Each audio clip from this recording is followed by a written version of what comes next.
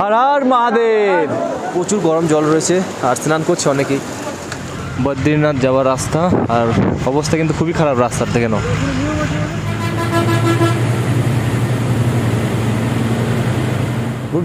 Good morning from Guptkashi. কালকে আমরা কেদারনাথ থেকে ট্র্যাক করে রাত্রেবেলা চলে এসেছি গুপ্তকাশী।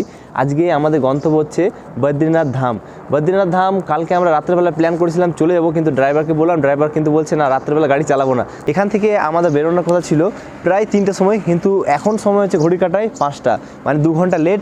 1 মিনিট অন্তর অন্তরে কিন্তু প্রচুর হেলিকপ্টার চলছে। চলো আর বেশি দেরি না করে আজকের এই ব্লগটা শুরু করা যাক। আর এখনও পর্যন্ত যারা চ্যানেলটি সাবস্ক্রাইব করনি তারা চ্যানেলটি সাবস্ক্রাইব করো, লাইক করো, শেয়ার করো। তো চলো আজকে আমি তোমাদের ঘুরে দেখাবো বদ্রীনাথ ধাম। কি বাজেট থাকে, কি ট্যুর প্ল্যান থাকে, সমস্ত কিছু তোমার সাথে শেয়ার। ঘড়ি কাটায় সময় হচ্ছে সকাল 5টা, আর দেখেন এখন থেকে জ্যাম শুরু হয়ে গেছে। গাড়িতে অলরেডি ওপরে ব্যাগগুলো বাঁধা হচ্ছে দেখে নাও,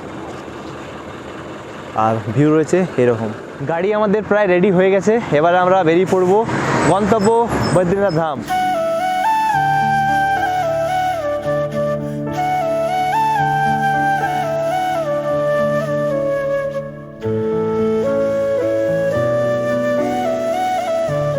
বদ্রীনাথ যাওয়ার পথে আমরা একটা জায়গায় দাঁড়িয়ে গেছি। এখানে আমরা ব্রেকফাস্ট করব সকালের, কারণ সকালে হোটেলে কিছু করিনি, 5টার সময় বেরিয়ে পড়েছি।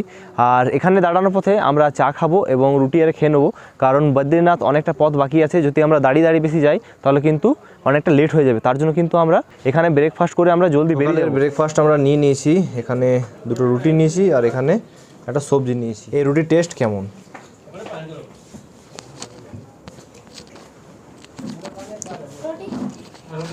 টেস্ট ভালো।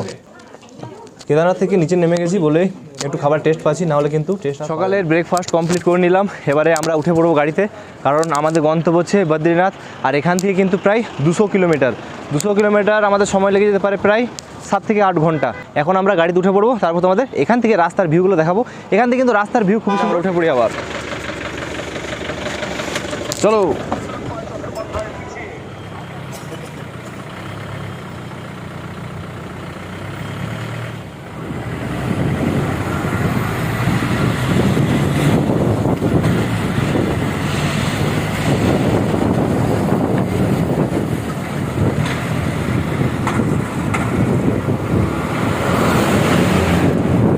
বদ্রীনাথ যাওয়ার রাস্তা, আর অবস্থা কিন্তু খুবই খারাপ রাস্তার থেকে। নাও আর এটা সিঙ্গেল রাস্তা রয়েছে, আর বাকি গাড়িগুলো আগে দাঁড়িয়ে আছে, আর এগুলো আমাদের যাচ্ছে এখন।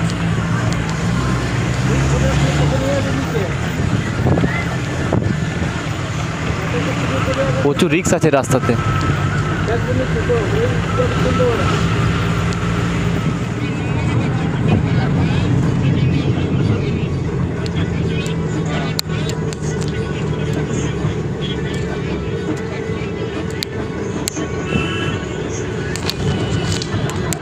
বদ্রীনাথ যাওয়ার পথে আমরা প্যানি গ্রামে একটা দাঁড়িয়েছি। এখানে কিন্তু ভিউটা খুবই সুন্দর রয়েছে, আর এখানে আমরা লাঞ্চ করব।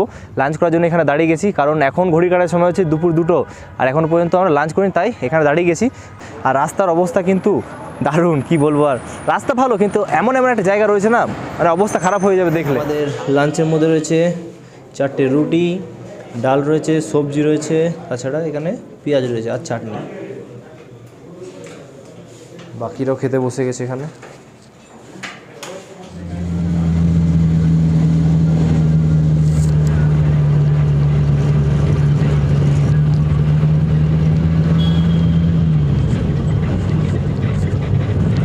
বদ্রীনাথ যাওয়ার পথে যে রাস্তাগুলো পড়ে, সেই রাস্তাগুলোর ভিউর মজা নাও।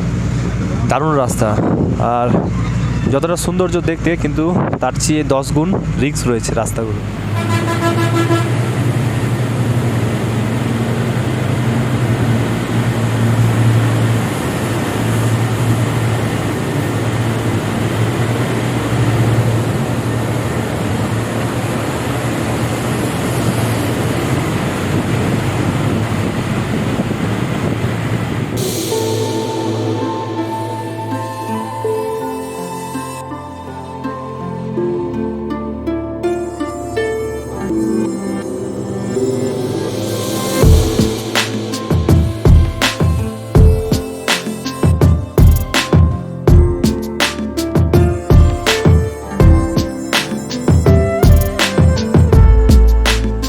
আর লাঞ্চ করার পর তোমাদের কিছু বলা হয়নি, মেঘের ওয়েদার খুবই খারাপ ছিল, তার জন্য আর কিছু দেখালাম না তোমাদের। যতই আমরা বদ্রীনাথের উপরে যাচ্ছি তত কিন্তু রাস্তার অবস্থা খুব ভয়ানক লাগছে, কিন্তু কেদারনাথ চেয়ে এই রাস্তা অনেক ডিফিকাল্ট। তোমরা যারা বদ্রীনাথ আসবে তারা কিন্তু দেখতেই পাবে। আর মোটামুটি আমাদের 11 কিলোমিটার রয়েছে বদ্রীনাথ, তারপর আমরা কিন্তু পৌঁছে যাব, দর্শন করব এবং কি কি নিয়ম রয়েছে সমস্ত কিছু তোমার সাথে শেয়ার করব। যতই আমরা উপরে যাব পাহাড়ের ভিউ কিন্তু খুবই সুন্দর লাগছে দেখতে। কেন আমাদের এখন প্রচুর পথ বাকি আছে, এখন আমাদেরকে ওই যে উপরটা দেখতে পাচ্ছ ওই উপরে আমাদেরকে যেতে হবে, তবে আমরা বদ্রীনাথ ধামের দর্শন করতে পারবো। কীভাবে তোমার উপরে রাস্তাটা বানিয়েছে, উপরটা ব্রিজ করে দিতে উপরে ঢালাই করে।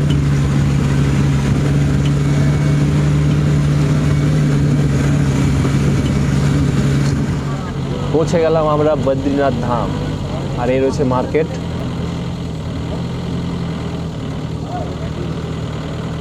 প্রায় 14 ঘন্টা পর আমরা পৌঁছে গেলাম বদ্রীনাথ ধাম, আর এখান থেকে এবার আমরা দর্শন করব। আমরা এখানে কোনো রকম হোটেল আরে নিচ্ছি না, কারণ কালকে আমাদের ট্রেন রয়েছে, আজকে শুধু আমরা দর্শন করব, তারপর কিন্তু আমরা এখান থেকে বেরিয়ে যাব।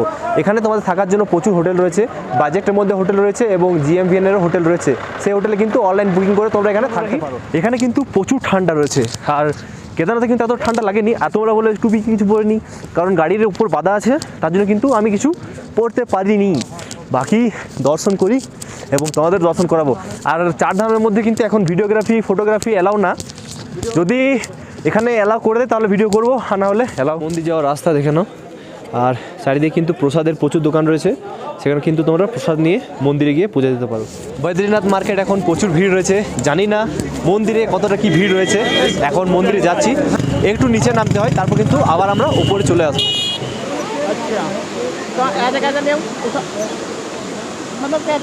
সময় হচ্ছে সন্ধ্যা 7টা, আর এখন দেখে নাও মন্দিরে কিন্তু লাইটিং শোটা শুরু হয়ে গেছে, খুবই সুন্দর লাগছে দেখতে। আর তার সাথে রয়েছে নদীটা, আলাদা একটা লেভেলের ভিউ লাগছে মন্দিরে।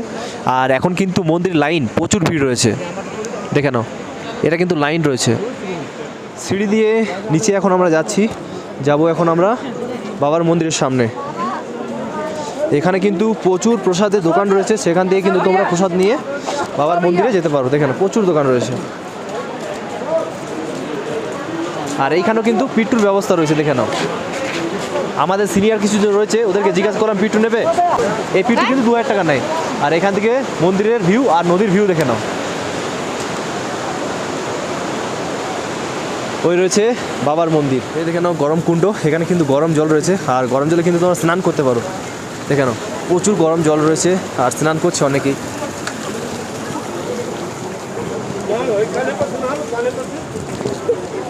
এই রয়েছে বাবার মন্দির, ভিড় কিন্তু প্রচুর রয়েছে মন্দিরে। দর্শন করে নাও বাবা বদ্রীনাথের, দেখে নাও। আর প্রচুর লাইন রয়েছে কিন্তু, তোমাদের সামনে থেকে আমি দেখাচ্ছি। দেখে নাও লাইন, দেখে নাও প্রচুর লাইন,